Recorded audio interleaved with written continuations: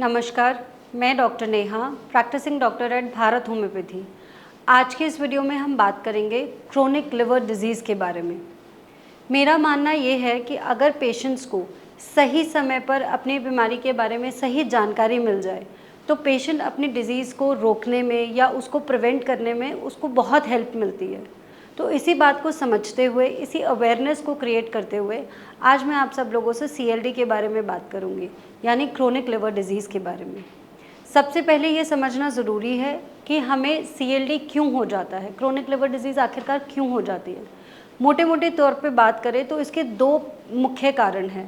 पहला, हेपेटाइटिस का इन्फेक्शन हो जाना, जिसमें से सबसे प्रोमिनेंट है हेपेटाइटिस बी और हेपेटाइटिस सी।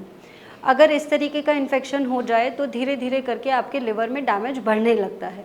दूसरा मुख्य कारण हमें ये देखा गया है कि जो लोग बहुत लंबे समय से बहुत सारी अल्कोहल लेते हैं, शराब पीते हैं, बहुत लंबे दिनों से पीते आ रहे हैं, उन लोगों का फाइनली लिवर फेल होने लगता है, फाइनली लिवर ख़राब होने लगता है।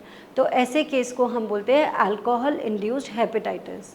इसके अलावा ऐसी बहुत सारी बीमारियां हैं, स्पेशली जो बच्चों को हो जाती है, जिनमें बच्चों में लिवर की प्रॉब्लम हो जाती है। वो बच्चे अधिकतर उस बीमारी के साथ पैदा होते हैं, कॉन्जेनाइटल डिसऑर्डर्स होते हैं। ये मुख्य कारण है कि किसी भी पेशेंट को सीएलडी क्यों हो जाता है। अब ये जानने के बाद ये भी पता होना ज़रूरी है कि लिवर डिजीज़ को हम कैसे कैटेगराइज करते हैं, कैसे समझते हैं कि वो किस स्टेज पर है। पहला जो स्टेज होता है उसे हम हेपेटाइटिस बोलते हैं। हेपेटाइटिस की स्टेज में लिवर में एक इन्फ्लेमेशन है, यानी कि एक तरीके का सूजन है। यहाँ पे हम सही ट्रीटमेंट देंगे, सही जानकारी पेशेंट को होगी, सही लाइफस्टाइल फॉलो करेगा तो ये एब्सोल्युटली ट्रीटेबल सिचुएशन होती है। यहाँ से रिकवर करना 100% पॉसिबल है। इस समय पर पेशेंट को सारे साइन और सिम्टम्स होते हैं, उस वजह से जो उसका कारण है कि उसको हेपेटाइटिस क्यों हुआ है। अगर इन्फ्लेमेशन हेपेटाइटिस की स्टेज पे कंट्रोल ना हो तो लिवर अपने सेकेंड स्टेज में एंटर कर जाता है, जिसे हम फाइब्रोसिस बोलते हैं। अब लिवर ये कोशिश करता है कि मेरे को जितने भी काम करने हैं तो मैं नई नई कोशिकाएं बना लूं और उससे अपना काम पूरा कर लूं। तो जब लिवर ये कोशिश करता है, नई नई कोशिकाएं बनाने लगता है, तेज़ी से काम करने लगता है, तो अल्टीमेटली लिवर में एक थिकनेस बैंड बनने लगते हैं, जिन्हें हम फाइब्रोसिस बोलते हैं या स्कारिंग बोलते हैं।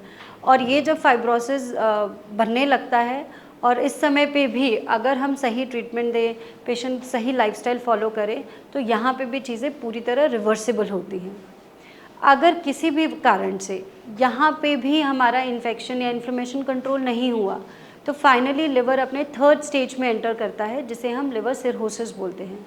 लिवर सिरोसिस वो स्टेज होती है जहाँ पे स्कारिंग या फाइब्रोसिस इतनी ज़्यादा बढ़ जाती है कि लिवर के डैमेज के ओवर्ट साइन एंड सिम्टम्स आने लगते हैं, पेशेंट को तकलीफ़ें महसूस होने लगती है। अगर यहाँ पे भी चीज़ें समझ ना आए और यहाँ पे भी चीज़ें कंट्रोल ना हो पाए, तो फाइनली लिवर अपने फोर्थ स्टेज में एंटर करता है, जिसे हम लिवर फेलियर बोलते हैं या फिर डिकम्पनसेटेड लिवर डिजीज़ बोलते हैं। इस स्टेज में लिवर बहुत ज़्यादा डैमेज हो चुका होता है, लिवर के फंक्शंस बहुत ज़्यादा हैम्पर हो चुके होते हैं और लिवर को पूरे दिन भर में जितने काम करने होते हैं लिवर वो नहीं कर पाता है। तो इस समय जितने भी इमरजेंसी साइन और सिम्टम्स होते हैं पेशेंट को, वो सारे एक्सपीरियंस होते हैं। तो इसी बात को कंटिन्यू करते हुए मैं आपको समझाऊंगी कि अगर लिवर डिसऑर्डर है, क्रोनिक लिवर डिजीज़ है, तो पेशेंट को क्या क्या सिम्टम्स महसूस होंगे, पेशेंट कैसा फील करेगा। शुरुआती सिम्टम्स में पेशेंट को पेट में दर्द हो सकता है, पेट के ऊपरी हिस्से में दर्द होता है, उसको नॉजिया वॉमिटिंग जैसी फीलिंग हो सकती है, भूख ना लगने की शिकायत हो सकती है, कमज़ोरी महसूस होने लगती है। ये सारे सिम्टम्स होते हैं। साथ साथ पेशेंट का वेट लॉस होने लगता है, क्योंकि पेशेंट की बॉडी में प्रोटीन की मात्रा कम होने लगती है। यहाँ पे भी चीज़ें कंट्रोल ना हो पाए और जैसे जैसे लिवर डिसऑर्डर आगे बढ़ता है तो और ज़्यादा साइन और सिम्टम्स आने लगते हैं। पेट में पानी भरने की शिकायत हो सकती है। अगर बहुत ज़्यादा स्टेज एडवांस कर गई है तो पूरे शरीर में स्वेलिंग हो सकती है, जनरलाइज स्वेलिंग हो सकती है। इसके साथ पेशेंट को ये महसूस होगा कि मेरा लगातार जो है बीपी बढ़ता जा रहा है, इसको हम पोर्टल हाइपरटेंशन बोलते हैं। तो अनकंट्रोल्ड बीपी होने लगता है तेज़ी से, लगातार आप देख रहे हो मेडिसिन लेने के बाद भी पेशेंट का धीरे धीरे बीपी में फ्लक्चुएशंस आए जा रहे हैं। तो ये सारे साइन और सिम्टम्स हमें देखने को मिलेंगे। इसके साथ पेशेंट ये भी एक्सपीरियंस कर सकता है कि जॉन्डिस जैसे यानी पीलिया जैसे लक्षण आ रहे हैं, पेशाब में भी बदलाव है, पेशाब भी बहुत ज़्यादा येलो हो रहा है। तो मोटे तौर पे बात करें तो ये सारे सिम्टम्स पेशेंट को देखने को मिलेंगे। अब अगर सिम्टम्स भी है, हमें डाउट भी है कि ये लिवर डिसऑर्डर का केस है, तो इसके लिए सही जांच कराना बहुत ज़रूरी है।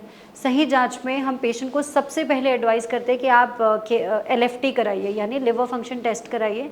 साथ में अगर स्टेज बहुत ज़्यादा नहीं है तो हम सबसे पहले अल्ट्रासाउंड प्रेफर करते हैं कि अल्ट्रासाउंड कराइए, ताकि हम देख सकें लिवर में क्या सिचुएशन है, क्या चल रहा है। अगर मुझे डाउट है कि पेशेंट सेकेंड थर्ड स्टेज में है तो हम सीधा CT स्कैन या MRI सजेस्ट करते हैं। इसके साथ साथ अगर ज़रूरत लगती है तो हम इलास्टोग्राफी आपको सजेस्ट करते हैं। इलास्टोग्राफी एक स्पेशल टाइप का टेस्ट होता है जिसमें हम ये देख पाते हैं कि लिवर कितना उसमें फाइब्रोसिस हो गया, कितनी स्कारिंग हो गई है। तो उस स्कारिंग के बेसिस पे हम फिर डिसाइड करते हैं पेशेंट लिवर डिजीज़ के किस स्टेज पर है। ये सारे हम जाँचें पेशेंट को एडवाइस करते हैं। तो आई होप ये सारी वीडियो देखने के बाद आपको काफ़ी कुछ क्लियर हो गया होगा कि कैसे आपको जज करना है कि लिवर डिसऑर्डर का केस तो नहीं है, क्या जांच आपको करानी है। इसके बाद भी अगर आप कोई जानकारी लेना चाहते हैं, कोई कन्फ्यूजन है, तो आप हमारी टीम के साथ कॉन्टैक्ट करिए and we will be there to help you. Thank you.